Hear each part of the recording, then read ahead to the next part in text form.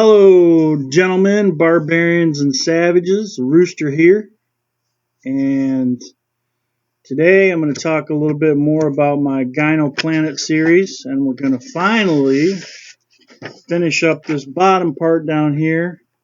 Government and societal controls. You've gotten to see my beautiful face for about 6 hours. Just on this little block right here. So much stuff to talk about. But today, the last part that we're going to talk about is the police state.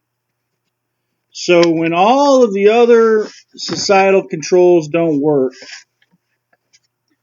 when the media can no longer lie to you because you just don't believe them, when big food can no longer poison you, when big agro can no longer uh, control your farm, when big pharma can no longer feed you pills every freaking day to keep you sick, when the big banks can't control you with money anymore, and when big oil can't control how you travel, where you go, what you do, and keep you in zones around where you live.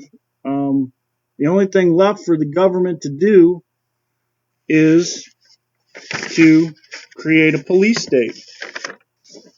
And that inevitably is what happens in every society that embraces female nature, female behavior, female decision making, and a gynocentric model, which is exactly what we have. Now, what will be the primary female aspect behind the police state? And you'll have to go all the way back to the bottom line of your self-actualization pyramid, and I did an entire video on that. And that is female protection. It's not about the purses and the high heel shoes and retaining resources for the alpha females anymore. At this point, society is on the verge of collapse.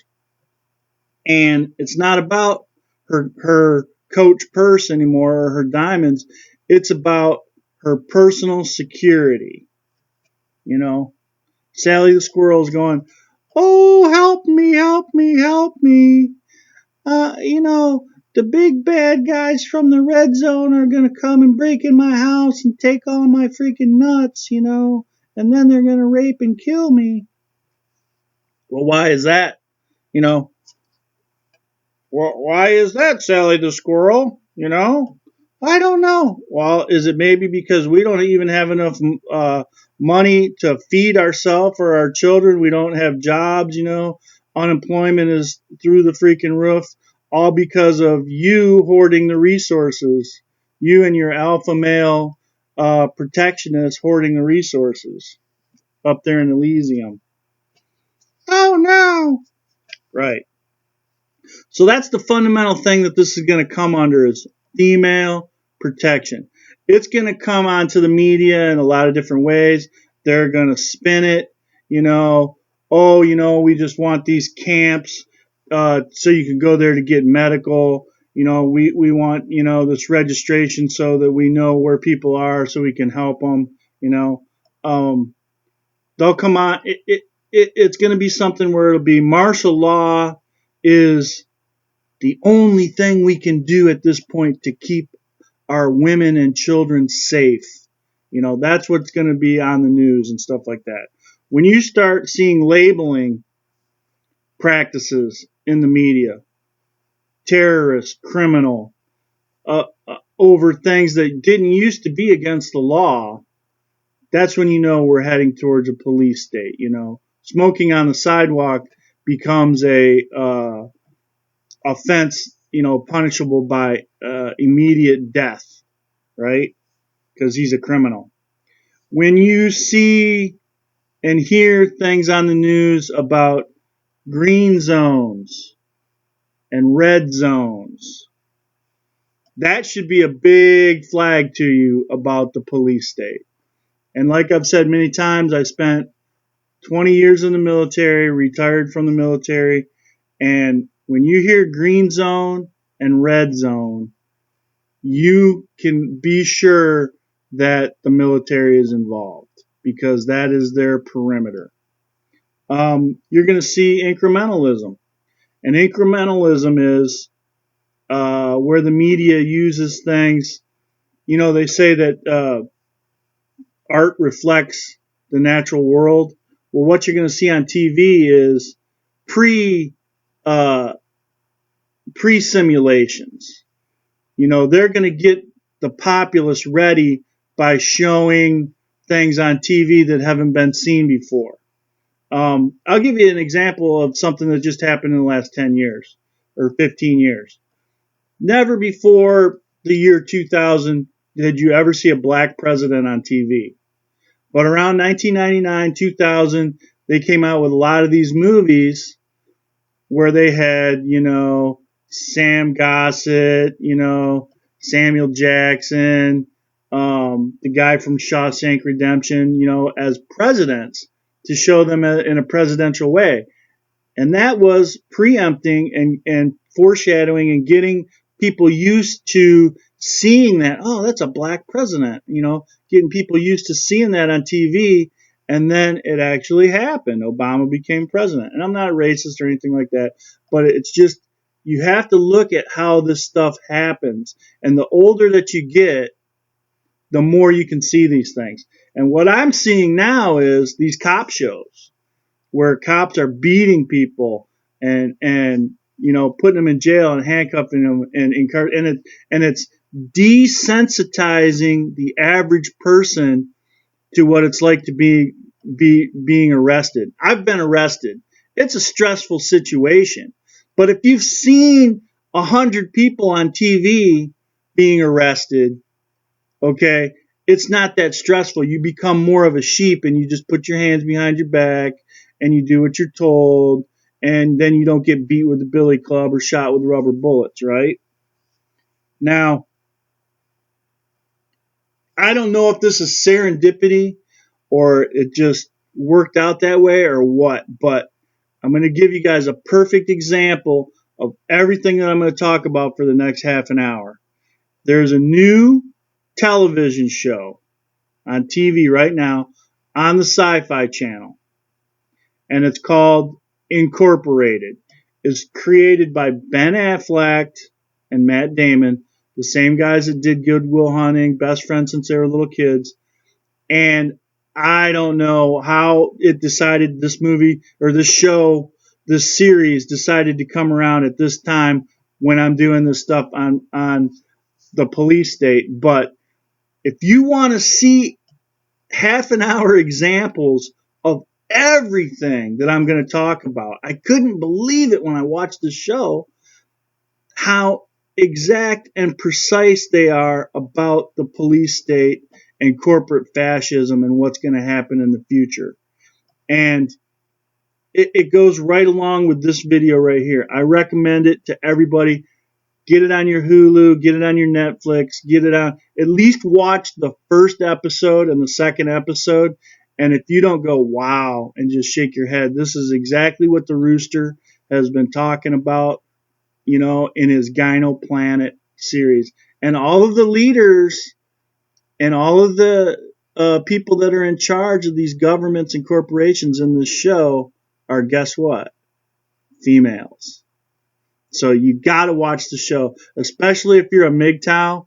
It'll make so many lights go off in your head. But anyways, let's talk about the police state. What I'm not big on talking about, you know, stuff that's out in the ether and conspiracy theories and all that stuff. I'm going to talk to you about the plumbing, the facts, stuff that I can prove. And you can Google all of this and you can look this up within the next hour and it'll all be there. So let's start with the first part of it. And that is, in the United States, the executive orders that have been created since the 1970s to prop up and allow the police state to come into order. And before the 1970s, none of this stuff existed. Let's start with the first one. There's about 15 of these. If you want to write them down so that you can Google them later, feel free. First executive order, 10990. Okay? This allows the United States government to control all modes of highway transportation and seaport transportation. What? How does that, yeah.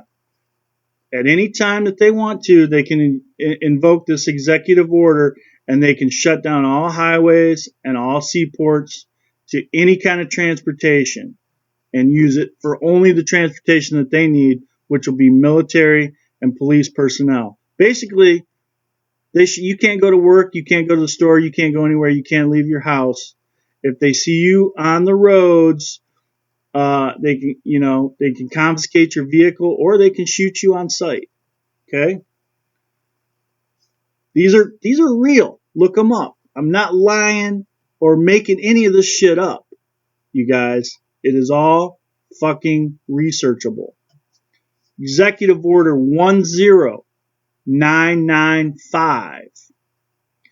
Communication and media.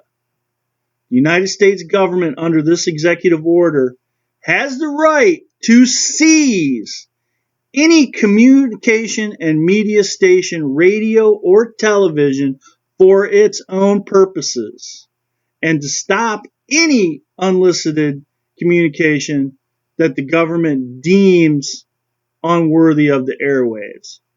Whoa, what the fuck does that sound like? Does that sound like a free press? Does that sound like a free media? No. They can commandeer and seize and control all communication and media within the United States. Okay? Next one. Executive Order 10997. The United States government can seize all electrical power, petroleum plants, distilleries, and minerals. Okay? They can control the power grid. What happens is they shut an entire city. They just shut the electricity off. They're having problems with Los Angeles. Los Angeles is revolting. They're getting their militias together. They're ready to go against the government. Just turn off the electricity to all of Northern California. Bleep. No electricity. Okay? Executive Order 10998. The United States government, under this executive order, has the ability to seize personal vehicles. Trucks, cars, planes, trains, boats. Anything that they want under this executive order, the United States government can seize a personal vehicle, your car, your truck, your boat, seized. Boop. No search and seizure, no First Amendment, no Fourth Amendment, no due process, no nothing. Under this executive order, they just seize personal property. Okay? Executive Order 10999.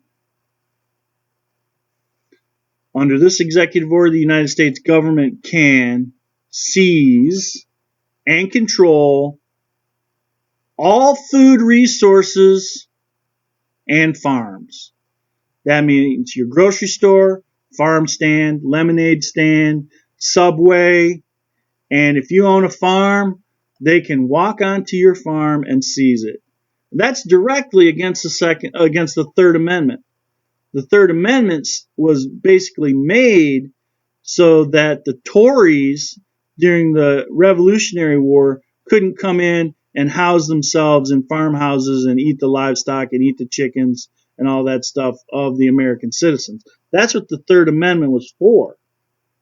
You saying that you did not have to house or feed or materially assist the enemy, which at that time was the English government, because they were trying to get America back or whatever, right? It goes right against the Constitution.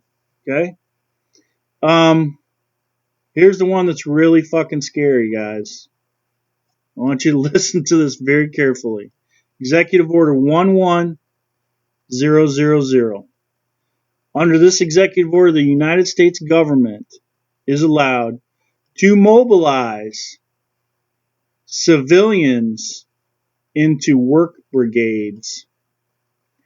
So the National Guard can come down your street armed, knock on your door, pull you out of the house. You as a man. They're not going to do this to women. Remember, this is freaking only men. This is gonna, they're not gonna put your kids in a work brigade, unless he's over 13 and he's a strong, strapping young farm boy. But the women aren't gonna have to freaking do this, and the little girls aren't gonna have to do this. But they're gonna come on your porch, take your gun away from you, put you in a uniform. No due process of law, no criminal behavior, no nothing. You and all of your neighbors on your street will be forced into a work brigade. The United States government can do that to you under this executive order. Do you understand this? Do you understand that these have all, our government can do this to us, okay? Executive Order 11001. Okay? The United States government, in times of crisis, can take over all health, education, and welfare functions. Private hospital, doesn't matter. It's now a government hospital.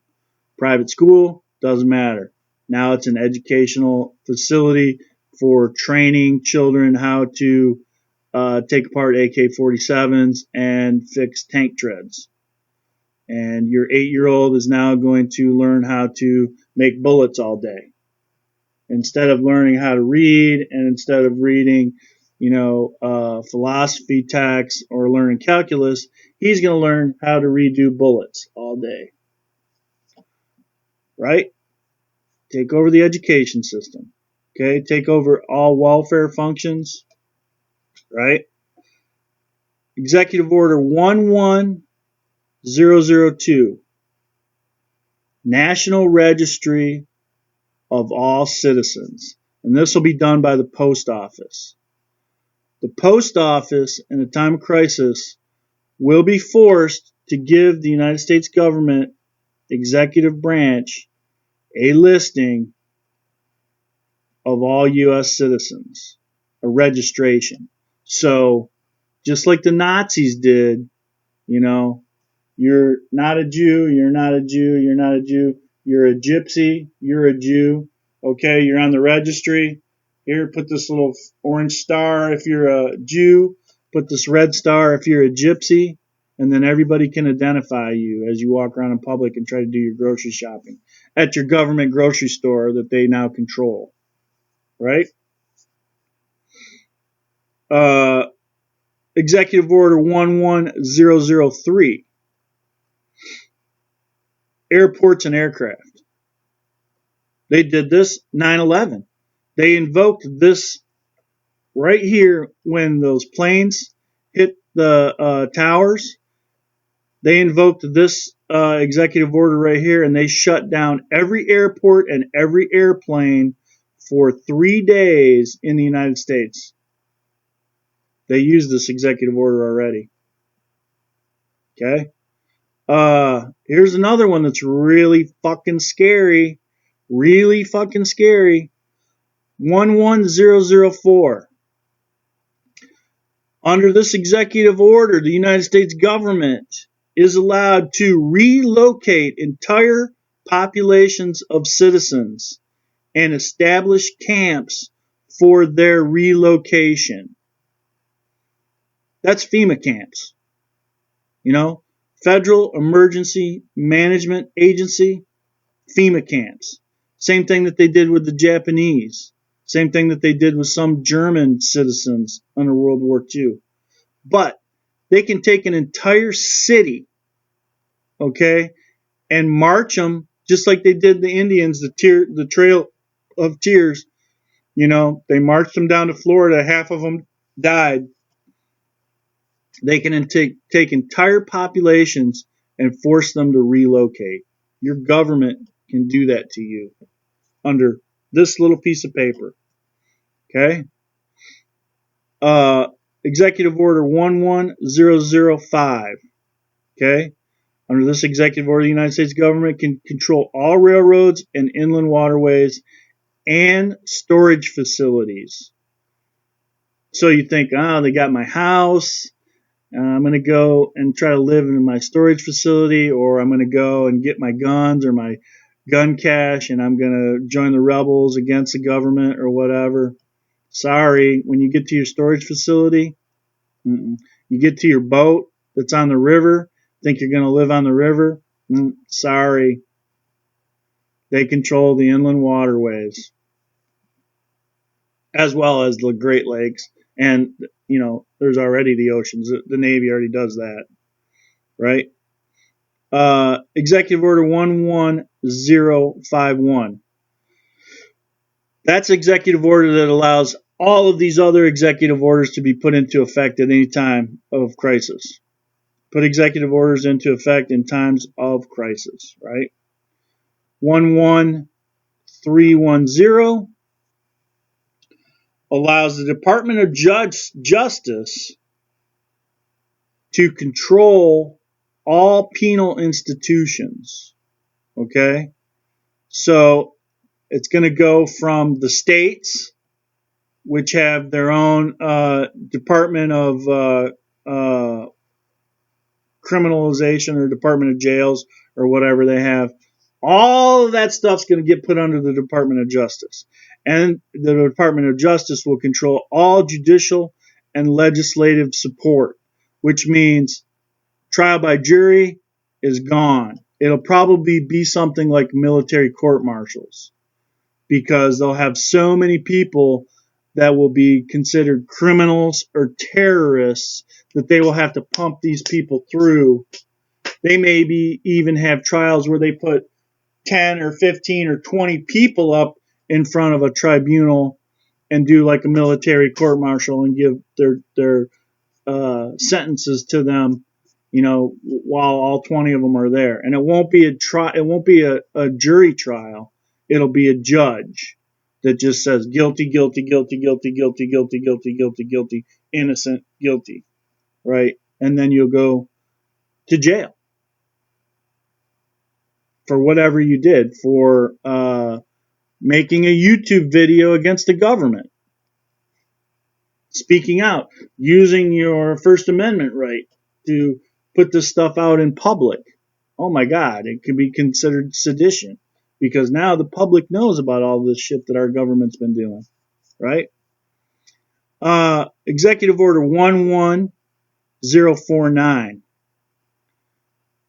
establishes a 15-year period for martial law. So this is actually a restriction. It says once all of these things are enacted, it can only continue for 15 years.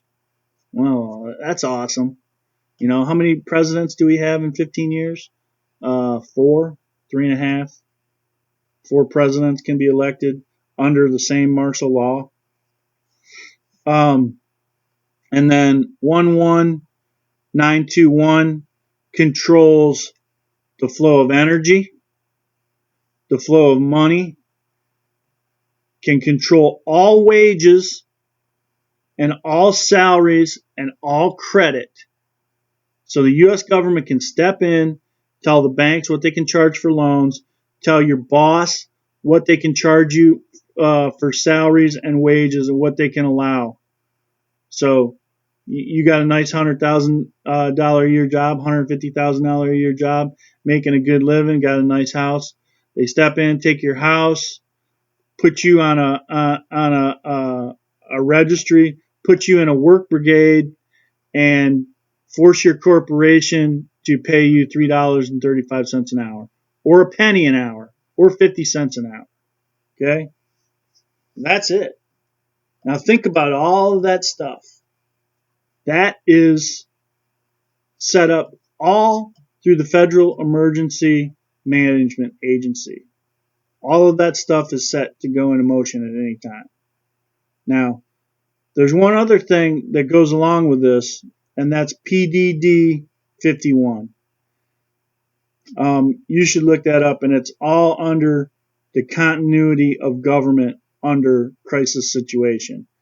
And PDD 51 basically says that the president will pick 5 governors from the Democratic Party, 5 governors, not senators, not House of Representatives, state governors. So the Texas state governor, the Oklahoma state governor, the California state governor, the New York state governor. These 10 people, plus the president of the United States, will become the dictatorship of the United States. That's what PDD 51 is.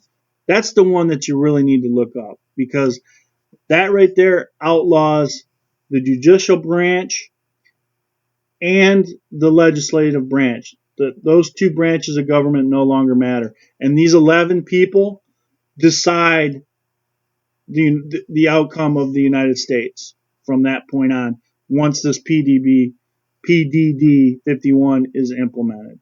Something to look at. 10408 is when it was signed, martial law.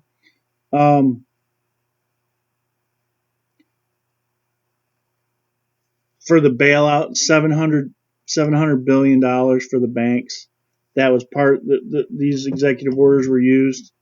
And then 11009, which is about 4 months later, Obama signed the Council of Governors, and that was the 10 governors and the president. And they control everything. They control the economy, they control the banks, they control the education system, everything in here. They control the police department, they control the military, everything. 11 people. Now,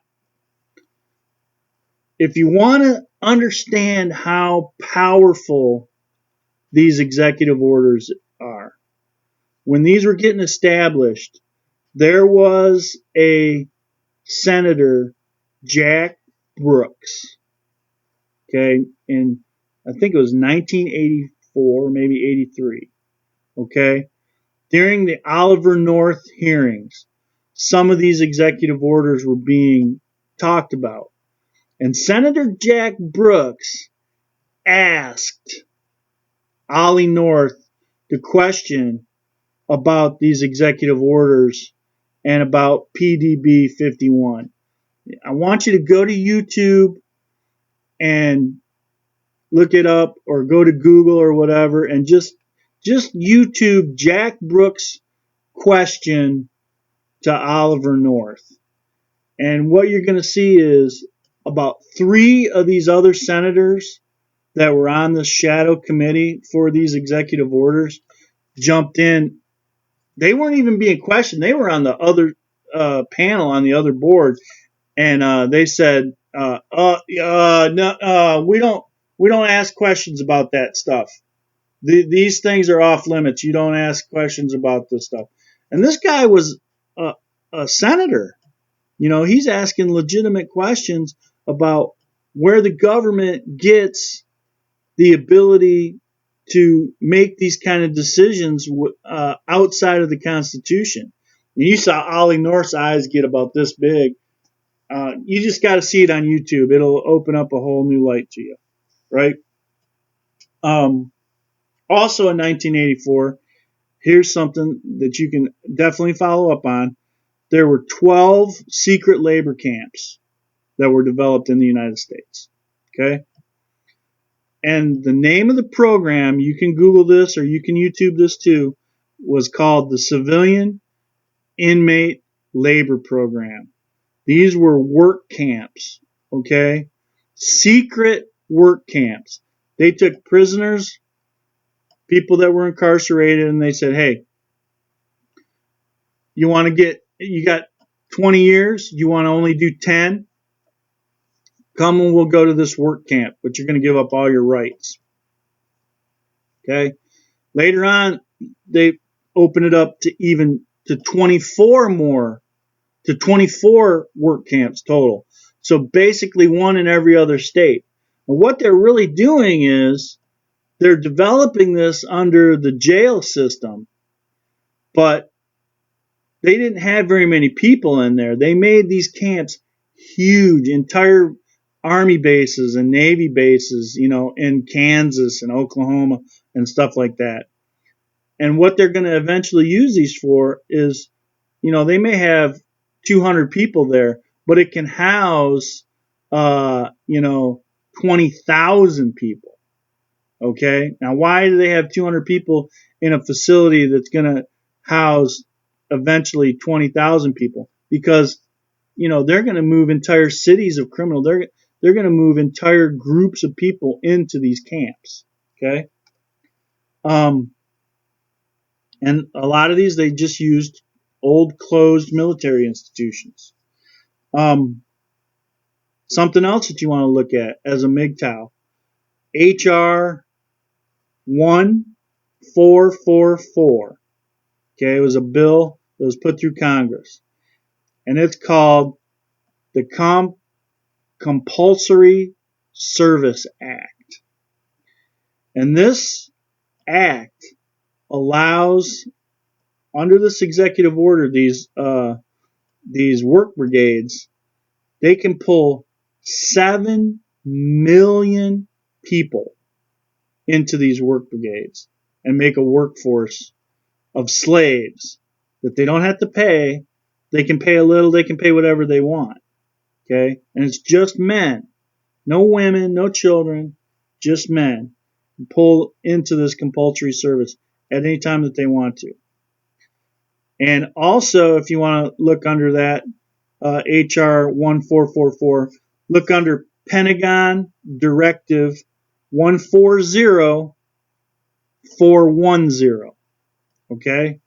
And that'll really open up your eyes. Okay?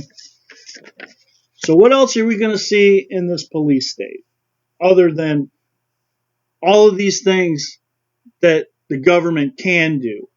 And I told you when you're going to start seeing this stuff come around, when you start seeing red zone, green zone type stuff, when you see rioting and stuff like that, when people are agreeing with the government, they're going to try to shut that down. That's when you're going to see the police state come in. Okay? As far as transportation goes, you're going to see every international highway is going to become a toll road. The green zones and the red zones are going to be very expensive to go between. It may cost you $200,000, $300,000 in tolls to go from one county to the next county. To go from one state to another state, it might cost you $10,000. They're really, really going to control how you travel based on how rich you are. Okay? They're going to have illegal checkpoints all over the place. The Army's going to be there.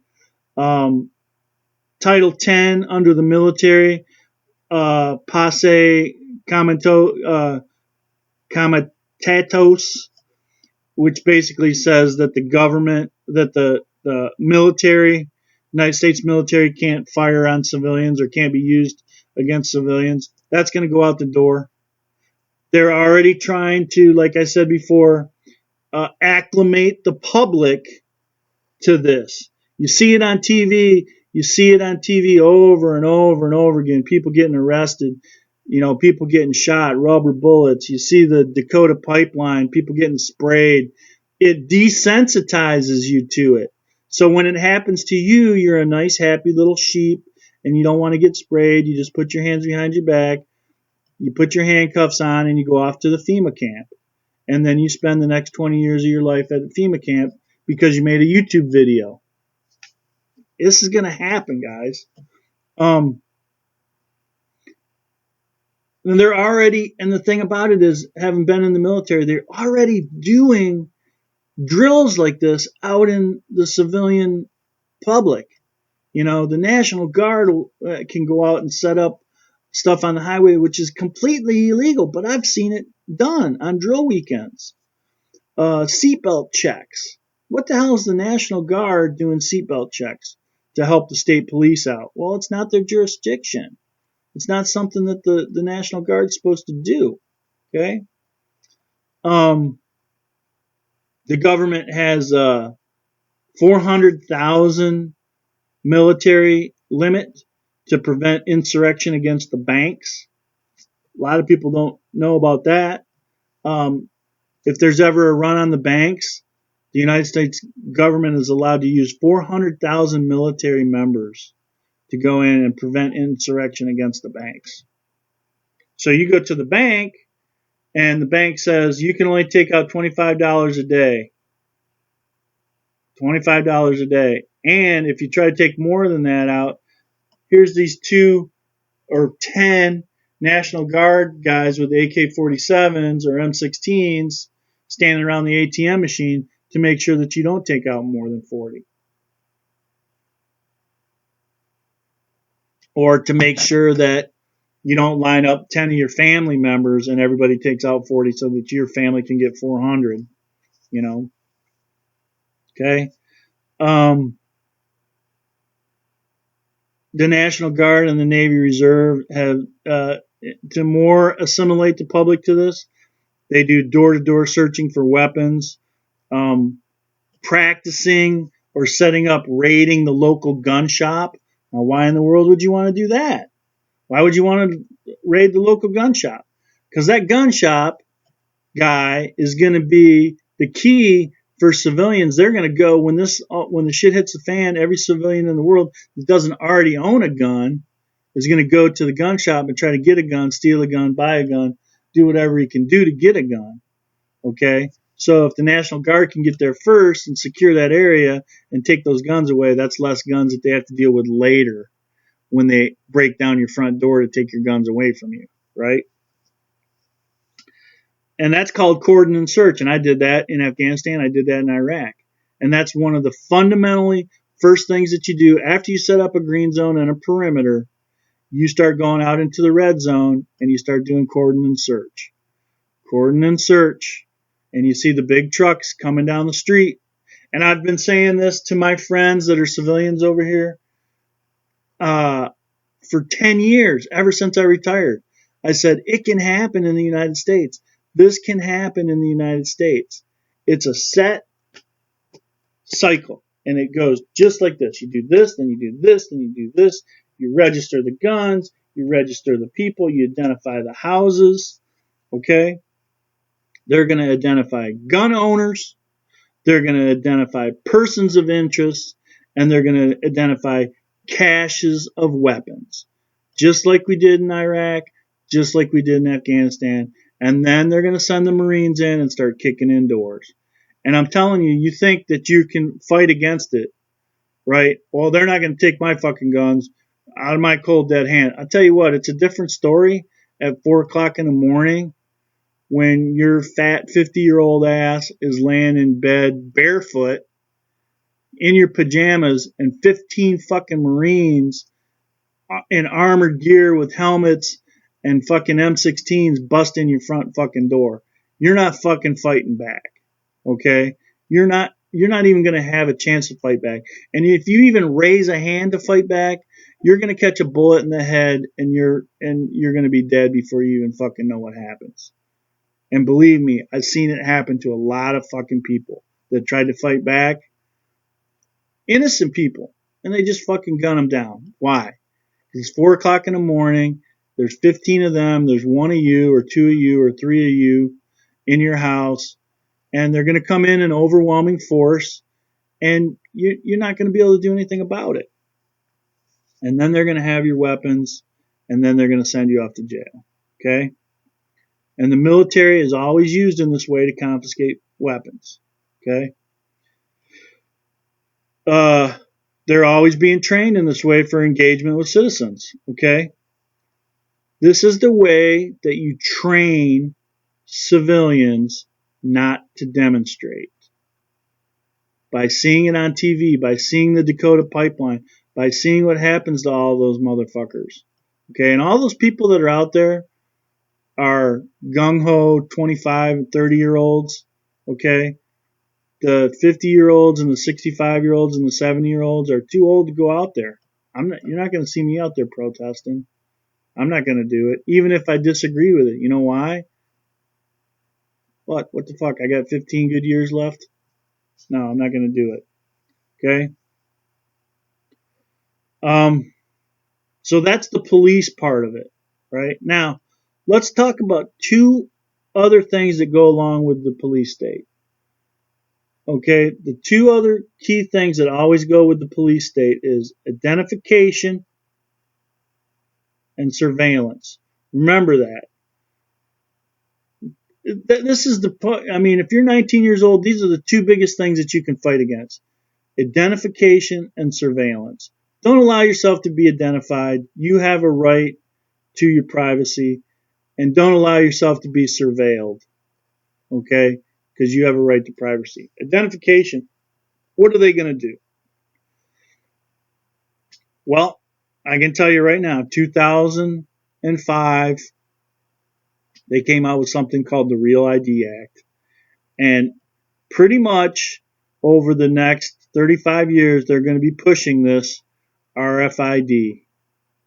Okay? It's a little chip that they put right here or right here in this little fatty spot, and it's going to have everything on it. It's going to be your credit card, beep, beep, have your banking information, beep, beep, go to a doctor's office, beep, beep, have all your medical records, all these are the pills you're on, go to the dentist's office, beep, beep, have your dental x-rays and everything. Everything in your life is going to be on here. It's going to be a ID chip that has your phone number, address, all that stuff. It's going to have your tax ID stuff on it. It's going to have your bank data. It's going to give you building access. That's one of the big things that they're going to do with it. Once they get these big green zones and red zones set up, oh, I want to go up to Citibank up in the green zone. Beep, burp. Sorry, Rooster, you are not authorized to go into the green zone. What the fuck? Prevent access or allow you access to your little slum building that they're going to allow you to live in, right? And here's another little thing. They have these made that have little droplets of cyanide in there for criminals.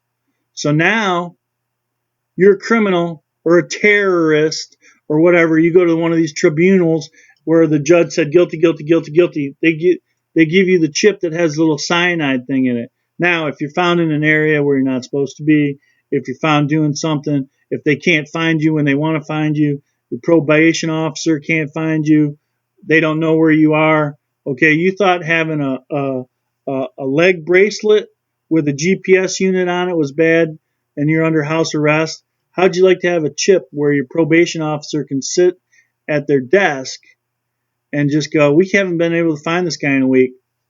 Beep, push a button, and then you show up freaking dead on the sidewalk because it lets a little cyanide out into your bloodstream and you're dead within 30 seconds. How'd you like to live in a place like that? Because that's coming. That shit exists already. RFID chips with cyanide droplets in it. Google it. YouTube it. It already exists. There's a company out there that makes them already. Okay. How far are we along on this?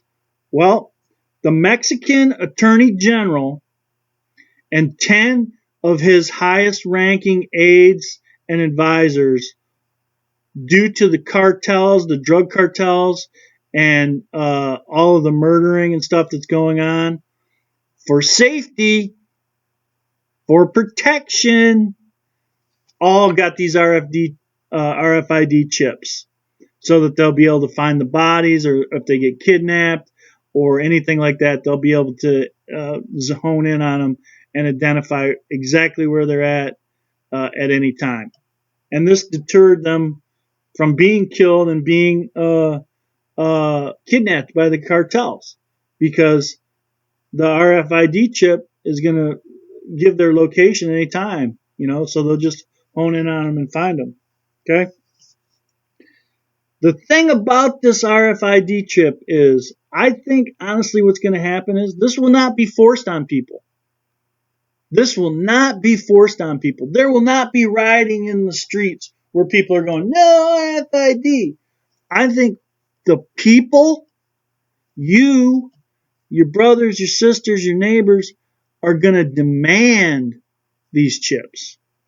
When things get bad enough, the people who are not yet part of the resistance or are not going to fight against the government are going to line up to get these RFID chips so that they can feed their kids, so that they can have access to their bank account.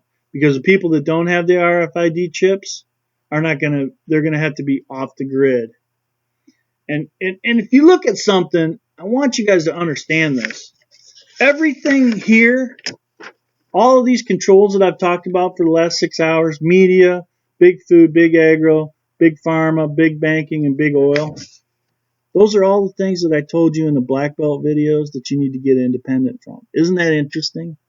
How I told you 3, 4, 5, 6 months ago, get off the grid, get your own electric, get your own food source, get your own food supply, have control over this stuff as a Mgtow yourself. Okay? Get away from society, get out of the cities, because all of this stuff is what they're going to use to control you. Okay? Go back and look at the Black Belt video. You'll see everything that's under societal and governmental controls. It's all stuff I told you to stack cash and get your own. Get your solar panels. Get your windmill. Get your own garden. Get all of that stuff yourself so you don't have to rely on the government.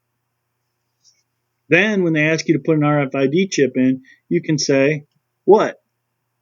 Fuck you. I'm good. Thanks, though. I got my own carrots. I got my pigs. I got my chickens. I can milk my fucking goats and get all the fucking food that I need. Okay? You want to turn off my electricity? Fuck you. I got solar panels. Right? The level of fuck you. This is where you need to be right here. Okay? Okay, so then the last thing is surveillance. Okay?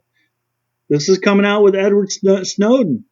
Some people say that Edward Snowden is a criminal. I say the guy's a fucking hero. Okay? The Patriot Act, the NSA,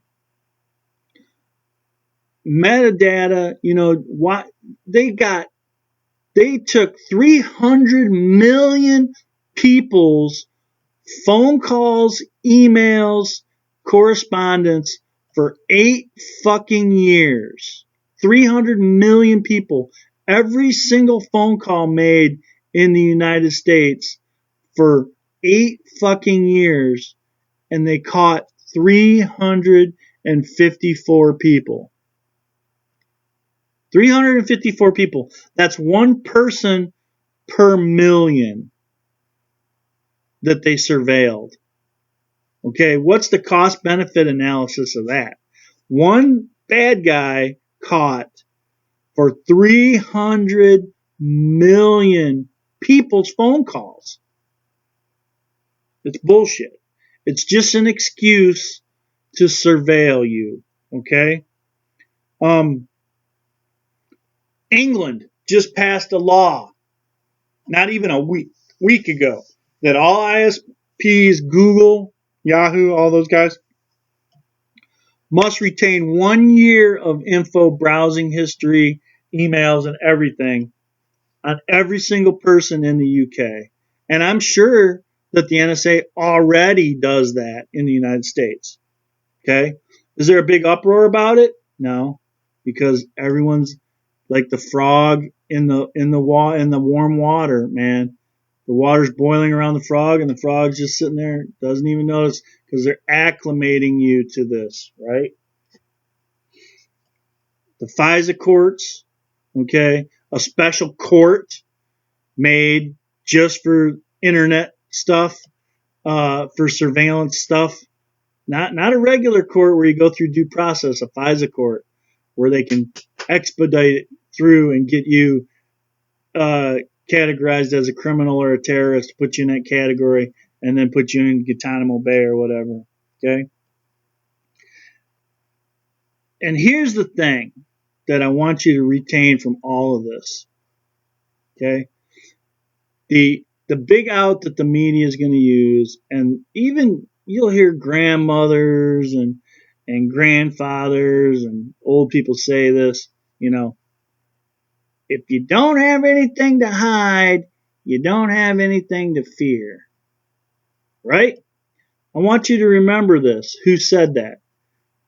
The person that first said those words, if you don't have anything to hide, you don't have anything to fear, was a man named Joseph Goebbels. And do you know who Joseph Goebbels was? Joseph Goebbels was the minister of propaganda for Adolf Hitler. Okay? So remember that. You have a right to your privacy. Whether you have something to hide or not, it doesn't fucking matter. And when the government gets into your shit, it's not very long until you're going to be identified for whatever reason as a criminal or a terrorist, and then you'll be part of the police state. Okay? All right, gentlemen, barbarians and savages, that is all I have, and I am so glad that I am done with governmental and societal controls. And you have about 7 hours of looking at my face and listening to me rant. But the next thing we are going to talk about is where it gets very, very masculine as we flow up this side of the flow chart. And we're going to talk about revolt, revolution, world war, and world crisis next. Because what happens when the police state doesn't work anymore and when people actually do fight back? Civil war is coming, baby. That's all I got. As always, take it easy.